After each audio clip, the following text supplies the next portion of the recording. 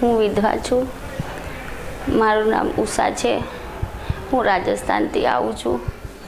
હું અને મારા પતિ અને મારા બાળકો અમે અમારું ગુજરાન સારી રીતે ચલાવતા હતા। અમે પાપડનો અમારો વ્યવસાય હતો। અમારે બધું સારું ચાલતું હતું। એવામાં અમારા પતિને અચાનક બીમારી આવી। હું એમને અમદાવાદ લઈ આવી। એમને VS હોસ્પિટલમાં દાખલ કર્યા। એમની બીમારી એકદમ વધી ગઈ। એવામાં એ મારાથી દૂર જતા રહ્યા। એ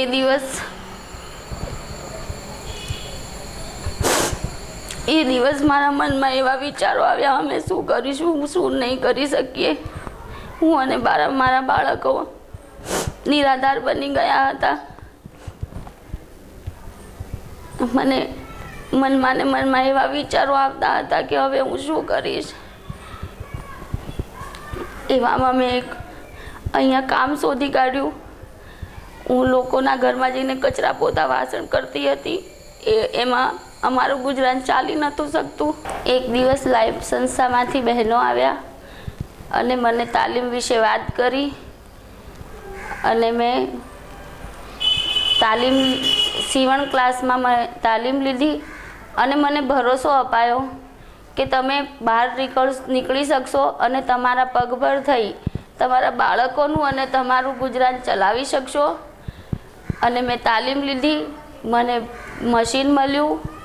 મને આવવા જવા માટે 600 રૂપિયા એડવાન્સ ભાડું આપ્યું અને અત્યારે હું મારા પગ ઉપર ઊભી છું। મારા બાળકોનું ગુજરાન સારી રીતે ચલાવી શકું છું।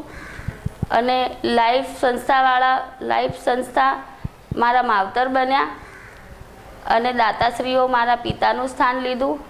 હાશ, હવે હું કમાઈ શકીશ અને મારા બાળકોનું ભરણ પોષણ અને ગુજરાન ચલાવી શકીશ। મારું નામ ઉષા છે અને હું સફળ નારી છું।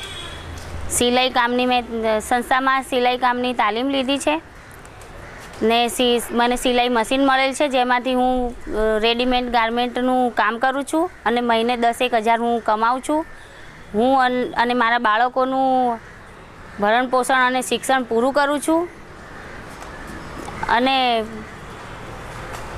આપ દાતાશ્રીની હું અને મારા બાળકો ઋણી છીએ। મારા જેવી ઘણી બધી વિધવા બહેનો અને ગરીબ બહેનો છે જેમને આવી તાલીમ મળી શકે તે હું સંસ્થા અને દાતાશ્રીઓને પ્રાર્થના કરું છું અને હું એમની આભારી છું। જય હિન્દ।